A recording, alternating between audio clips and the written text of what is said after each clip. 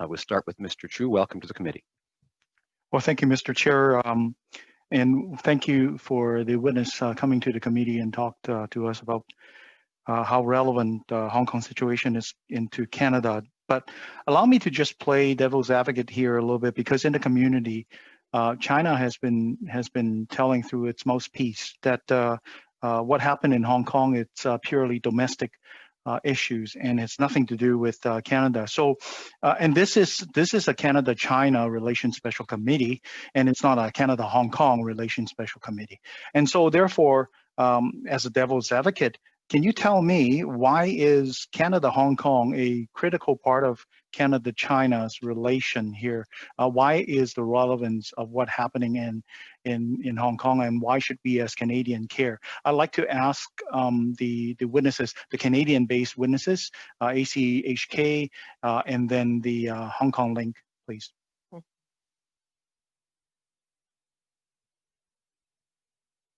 Ms. Wong, go ahead.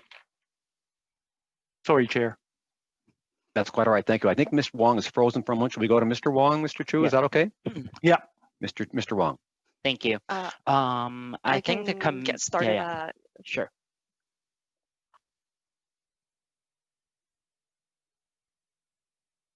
Maybe I'll do a brief, some brief lines on responding to Mr. Chiu, and then I'll move on to my colleague Sherry to give more details. So I think, first of all, the committee would like to pay attention to how 300K Canadians are living and residing and working in Hong Kong right now, which is already a very substantial link currently to between Canada and Hong Kong. And another important link that I think most Canadians and even most Canadians will have neglected is a historical link, where Canadians actually helped Hong Kong in the Second World War in defending Hong Kong land. And Hong Kongers have been thanking Canadians every year. So I think I would like to draw a committee to this particular two level of links, and I will pass directed to my colleague Sherry to elaborate more. Thanks. Thank you for the question. And absolutely, there's going to be questions on why Hong Kong is related to Canada. And I think as this is our core values, then when we talk about China, we cannot look away from Hong Kong. And it's not only Hong Kong, it is also Mongolia, it is also Tibet, it is also East Turkestan, and the human rights atrocities. And there's a crisis happening in these territories. Each of them are a little different from others, but the common link is it is the Chinese Communist Party who is orchestrating the humanitarian crisis. So as this committee examine how Canada must move on with our relationship with China, I think human rights definitely is on the top of our mind. And secondarily, trade is something that is on a lot of your minds as you talk about China. And it is important to remember we are complicit in exporting dual-use technology that are being used for human rights violation.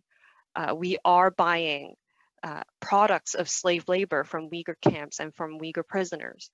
So as this committee move on to study the greater relationship between China and Hong Kong and Canada, you have to consider how China has completely disrespected international law and order.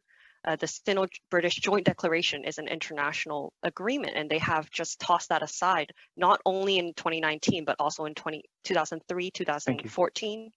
So, yeah. Thank you, Ms. Fong. Yes. I think there are a few reasons why Hong Kong really matters to all Canadians. Number one, Hong Kong is the largest Canadian city outside of Canada, with its not only 300,000 Canadians living there. If we count those people who went back to Hong Kong without claiming non-resident status, actually the total number exceeds 500,000 based on my conversation with the Canadian consulate representative in Hong Kong. And number two, Hong Kong people and Canadians share common values. And what the Hong Kong people are struggling to preserve in Hong Kong, such as rule of law, freedom, human rights, and democracy, are values that Canadians as well as global villages all treasure. Therefore, Hong Kong people are actually at the forefront fighting against the Chinese authoritarian regime, which is a major threat to the global democracy. So Thank you, Ms. Fung. Sorry to interrupt you. Minutes, Mr. Chiu, please. Well, thank you, Mr. Chair, and thank you for all the witnesses and coming in front of the committee to speak about the issue of Hong Kong and China in relation to Canada. As a newly elected MP, I was invited to go to Hong Kong in a district council election observer mission in November 2019, and we actually produced a report that actually had some positive feedback for the Hong Kong government, and we were pleasant to witness some of the exercising of democracy. In that district election, the people in Hong Kong had judged profoundly and decisively on the side of democracy. And so as somebody who was born in Hong Kong, grew up in Canada, this is actually quite satisfactory for me to see democracy in practice. Now, fast forward to 2020, where we are today. We see that all sectors in Hong Kong under the dark shadow of fear in Hong Kong, including the press through Apple Daily, for example, speech, freedoms of speech were jeopardized. The Foreign Correspondents Club, for example, they were issuing a very critical statement against the NSL and the arrest of Mr. Jimmy Lai. People could be getting arrested for singing certain particular songs or yelling particular slogans. So the freedom of expression is also jeopardized. Their association, the freedom of expression is also being harmed.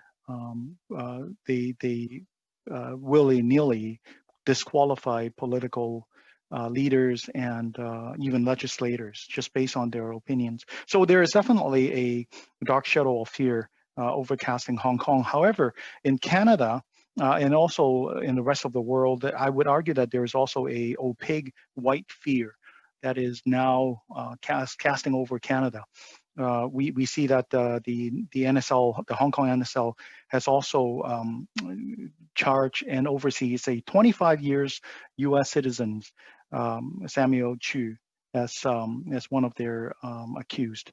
And I have, in this writing here, I have a constituents who actually presented a petition to advocate the government of Canada to exercise the Magnitsky Act in sanctioning China or Hong Kong, and he would be under the same cloud as well. So my question for the witness here is that how would you suggest Canadian governments do to safeguard Canadians' safety, regardless of their ethnicity?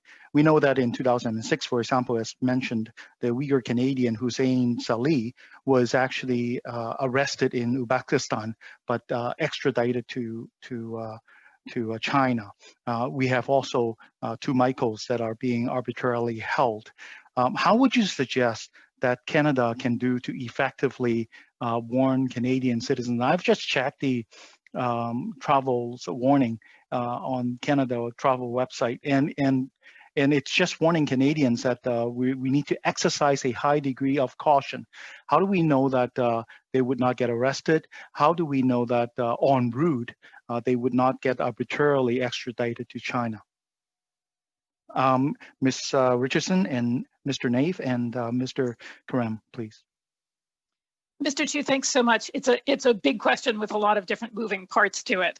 And if at its core, the question is about how to protect Canadians' rights, that's my understanding of your question.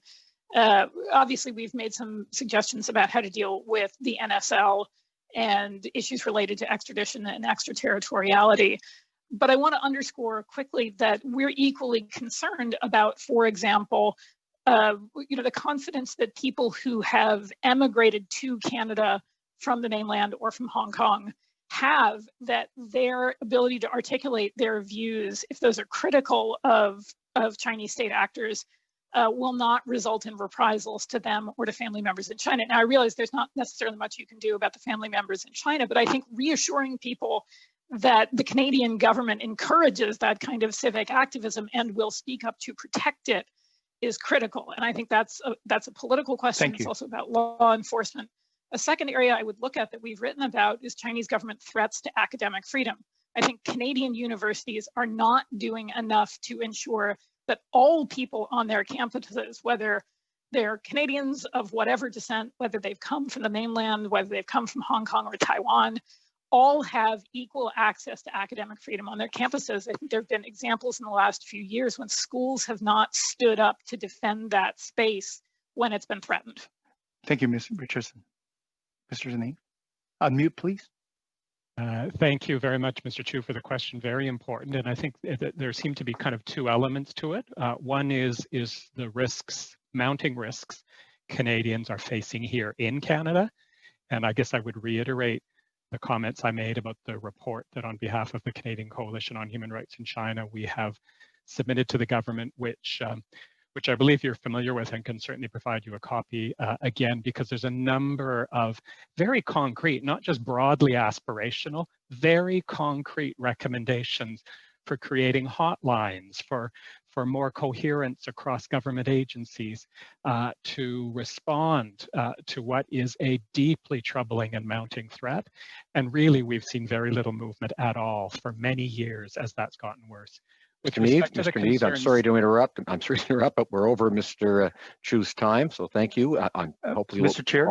Yes, Mr. Chiu, your time has expired. I understand. If I may, with your indulgence, ask the witness, Mr. Nave, to provide the report to the committee. Thank you very much.